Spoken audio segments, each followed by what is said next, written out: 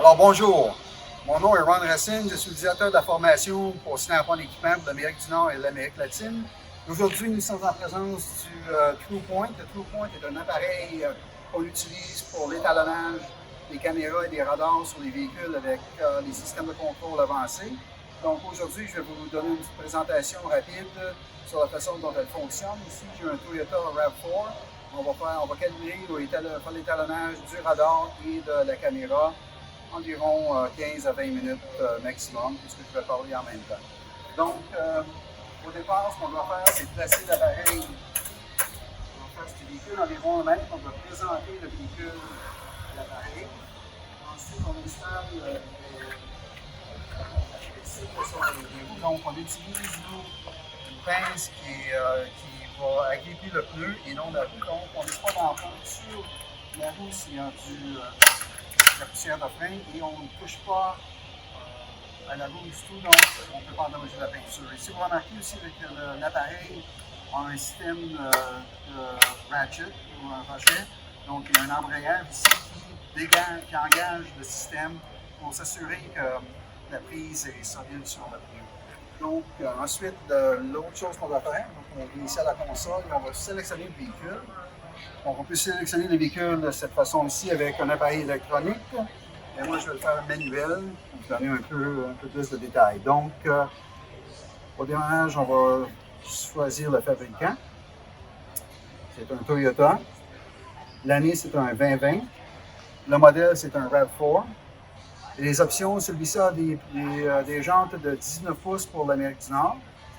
Donc, utiliser ce véhicule. Et à ce moment, on va aller chercher toutes les spécifications pour l'alignement, pour être capable de comparer l'alignement actuel du véhicule avec les spécifications du fabricant.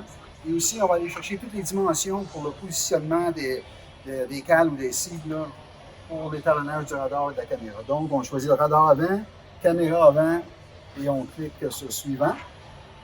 Maintenant, la machine a découvert 3 cibles, il en manque une. Ici, on a dit baisser le faisceau ou l'axe de la caméra, donc on va baisser l'axe.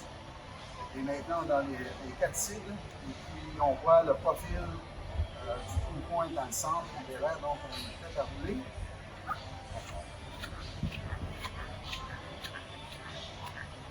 Maintenant, on va faire la confortation.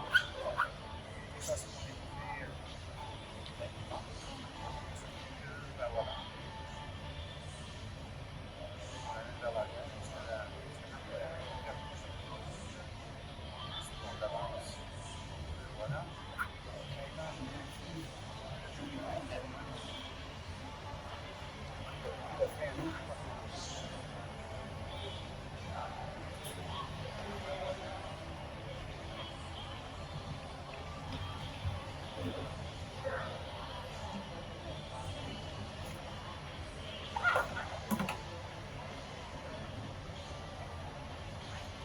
l'assistage de véhicule devient la référence pour le TruePoint.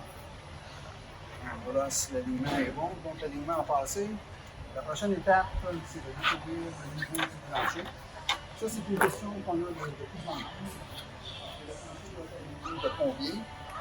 Donc, moi, je vais utiliser cette petite cible qui a une tige et un pointeau. Et je vais pointer au sol là où les pneus contactent le sol.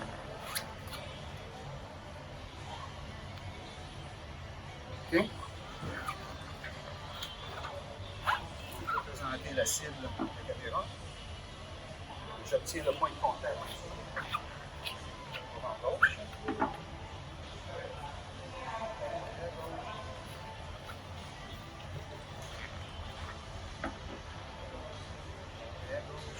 Droite. Et voilà la voie avant droite. Ces 4 points me permettent de déterminer le plan du véhicule. Maintenant, lorsque j'ai le plan, je sais exactement où se trouve le véhicule dans cet espace. On va former un système de coordonnées pour localiser le véhicule. Et on va étirer ou avancer le plan vers l'avant du véhicule sur une distance d'environ 10 pieds. Et je vous explique pourquoi. Donc, la prochaine étape, je vais cliquer sur suivant. Maintenant, je dois avancer au pare-choc shot par shot. C'est la première prise. Par shot, j'ai le suivant. Je vais maintenant reculer le trou point. C'est une distance d'environ 5000 mm. Donc, vous voyez un cercle orange. Ça, c'est ce qu'on appelle le nearby area, la zone d'approche. Et puis, je vais mettre dans la zone d'approche. Vous allez voir que le profil va changer de rouge à marron. Voilà. On va bloquer ça. On va faire la mise au point pour mettre l'axe dans le profil.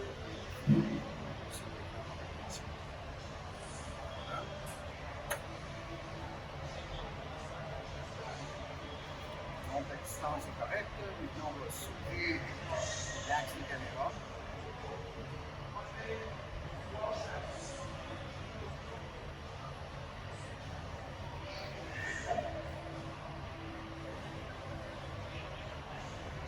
va guider la position de l'axe. Bon, voilà. Donc, la distance et la hauteur sont parfaites. On va maintenant choisir le support, donc le J03A avec la cible L50A. Et installer le réflecteur de la façon dont vous voyez avec la pointe vers le haut. Donc j'appuie sur suivant, je vais tourner l'écran pour être capable de voir. Voici l'appareil d'étalonnage, donc c'est une cible triangulaire. Et nous avons mis une cible à l'arrière. Donc cette distance-là est calculée, est étalonnée. Nous savons exactement où est le centre du réflecteur. Donc, je vais amener le réflecteur au véhicule et l'installer, le centrer sur l'emblème du fabricant. Je vais permettre à l'appareil de le découvrir. Donc, vous le voyez en bas de l'écran, c'est rouge. Ce que j'ai à faire maintenant, c'est de l'avancer dans la zone nearby zone. Et faire la mise au point.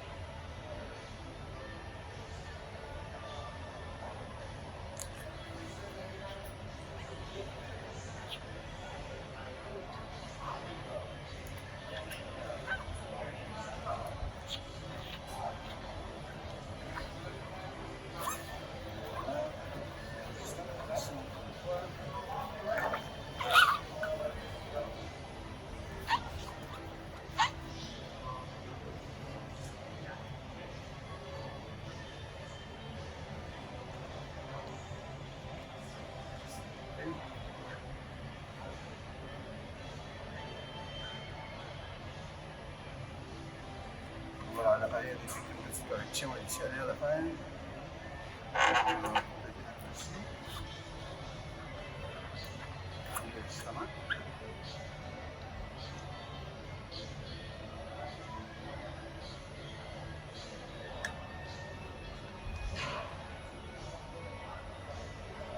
Et voilà.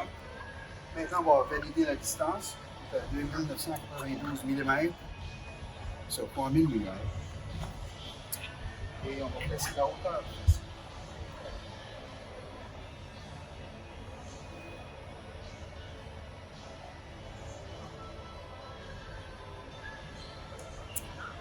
Donc, c'est l'emplacement encore.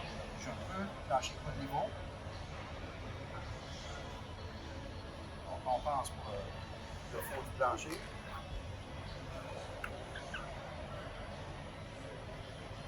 Valider la distance. Valider la hauteur d'un niveau. Et voilà. Donc, chose à retenir ici, c'est que nous, on place la cible à la bonne distance et non la base. Donc, si vous utilisez un appareil avec des lasers ou des cordes, au plancher, vous allez placer la base au plancher, mais pas nécessairement la cible. Et cette tige, c'est une tige en fibre de verre, et elle a quand même un peu de mouvement de la gauche vers la droite. Et si le plancher n'est pas à niveau, vous ne le savez pas avec la base. Donc, les unités de mesure mécanique ne sont pas aussi précises que des unités de mesure électroniques comme le point. Donc, si vous regardez à l'écran, maintenant, on a des lignes hachées rouges. Et ça signifie qu'il y a une zone d'exclusion ici en avant du véhicule et qu'on doit enlever tout ce qui se trouve en avant du véhicule et le véhicule ne doit voir que la cible ou le réflecteur. Donc, je vais le déplacer. Ici, sur le côté. Comme ça. Et maintenant, on va aller.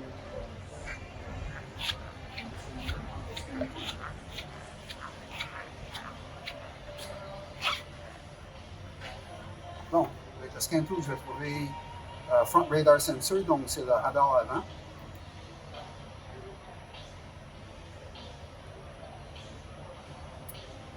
Fonction spéciale, étalonnage du capteur. Donc on a tout fait ça ici, Vehicle is parked sur une surface, on a flat surface. La pression des pneus a été ajustée et il n'y a personne qui est dans le véhicule. Et voilà, nous sommes prêts. Bon voilà, donc le radar est maintenant calibré. Et ça continue. Et on se prépare à faire la caméra. Donc nous allons enlever le réflecteur et repositionner le true point en avant, juste en avant du véhicule. Donc on va présenter le véhicule, le true point plus haut. Et dès qu'il voit une cible, il va avoir l'habilité de reconnaître la position du véhicule. Donc le radar est complété. Le clic suivant. C'est l'axe de caméra. Les caméras, on va aller au page shot encore. Lecture principale. Et voilà, suivant. Maintenant, je dois reculer le true point jusqu'à ce que le profil s'aligne avec le profil en position. C'est ma zone. Et placer le true point sur l'axe central du véhicule. Le plateau du sol. Faire une fine mise au point.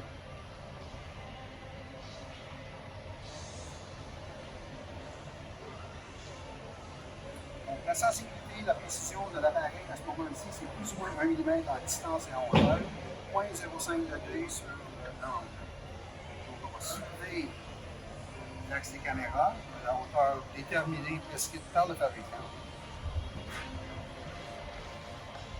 Le plancher ici n'est pas à niveau.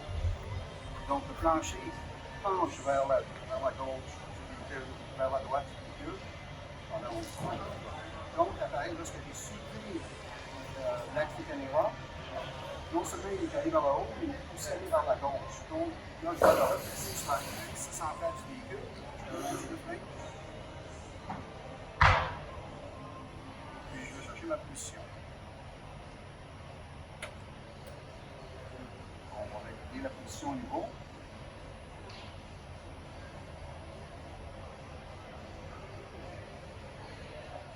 Et voilà. Donc, la distance et la hauteur sont exactement là où le manufacturier a prescrit ou donné des spécifications.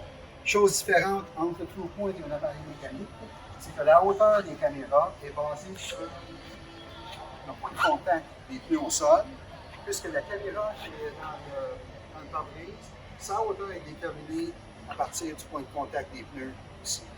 Donc, tout ce qu'on fait, c'est qu'on transporte cette valeur là où est l'appareil, et puis on règle la hauteur de la caméra basée sur les points de contact. Donc le niveau du plancher, pour nous, c'est pas important. On fait d'accord. OK, maintenant on va placer notre cible. Comme vous voyez,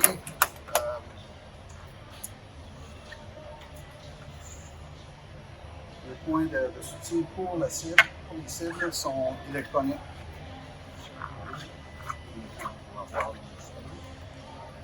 Donc, en position 1, ça, le Toyota requiert 3 positions. Donc, en position 1, on va déplacer. Et voilà, vous allez voir, il va venir vert. Donc, ça, c'est bon.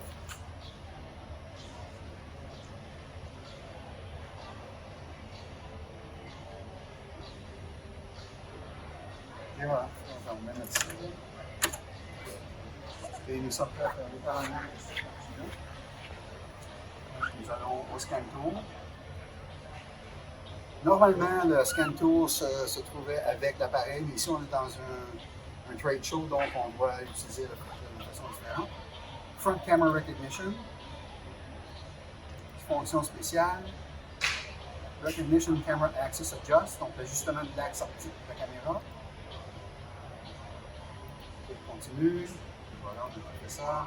Et maintenant, la caméra va chercher pour la cible. Voilà, les distances sont bonnes.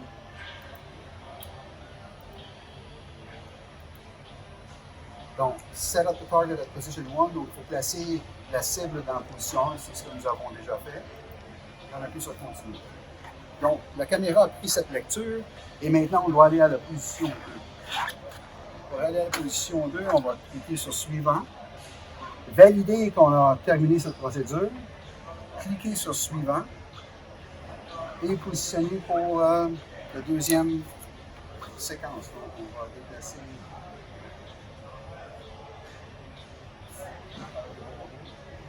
Et voilà. Et on est prêt pour cette partie-là de l'étalonnage. On peut se continuer. Et voilà. On a pris la lecture. On prend notre cible. On appuie sur Suivant. On appuie sur Procédure terminée. Suivant une autre fois. Et maintenant, c'est la troisième position.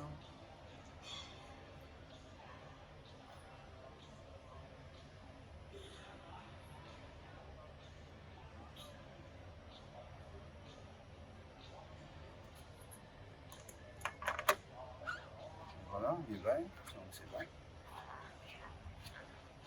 On continue. Et voilà, on a complété. Donc, s'il y avait un problème ici, on aurait eu un message disant qu'il y a un problème avec l'étalonnage, mais tout a bien été. Donc, quand nous avons calibré ou étalonné le radar et la caméra, nous voyons encore bien. Donc, si j'appuie sur Suivant, ensuite j'appuie sur Procédure terminée, Suivant une autre fois. À cette étape-ci, si je veux refaire le radar ou la caméra, je n'ai qu'à appuyer sur Répéter, Terminer, et tout ça en 15 minutes 27 secondes. Et ça, c'est vérifier l'alignement ou la géométrie du véhicule, s'assurer que la géométrie est conforme aux spécifications du fabricant, l'étalonnage du radar et l'étalonnage séquentiel de la caméra en 15 minutes 27 secondes. Je vais faire un peu plus vite. Lorsque je ne présente pas, ça se fait environ 10 minutes. Donc, je peux rajouter 5 minutes sur la présentation. Donc, je vous remercie. Toute l'information maintenant a été montée sur un nuage. Donc, Altus Drive Cloud Data Management, c'est un nuage de Snap-on qui vous permet de sauvegarder votre information. Et vous avez accès à l'information 24/7, donc 7 jours par semaine, 24 heures par jour, sur votre téléphone, tablette, laptop ou sur votre desktop. C'est votre information et vous y avez accès totalement. Ensuite, vous pouvez, si par exemple, la compagnie d'assurance va avoir un rapport sur un véhicule que vous avez fait la semaine passée, vous pouvez récupérer le véhicule et envoyer un courriel de forme PDF au client. Et voilà, cela termine ma présentation. J'espère que vous appréciez le PowerPoint. Et puis, si vous avez des questions, vous pouvez nous contacter sur Internet. Ciao!